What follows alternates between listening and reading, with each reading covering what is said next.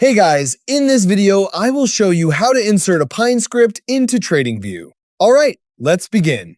First, open your TradingView chart and make sure you already have the Pine script code copied. If you haven't yet, copy the script you want to use before continuing. Next, click the tree icon in the bottom right corner of the TradingView interface to open the Pine editor.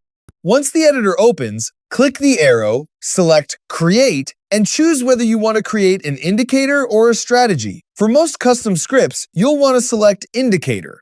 After that, delete any default code that's already in the editor. Then, paste your copied Pine script using Ctrl+V. Double check that the entire script has been pasted correctly without any missing lines. Now, click Add to Chart. Depending on your version of TradingView, the button may also say Save and Add to Chart. TradingView will compile the script and display it on your chart. Indicators usually appear as overlays or in a separate pane, while strategies can also include backtesting features. So that's basically how you can insert a Pine script into TradingView. That's it for this video. Thanks!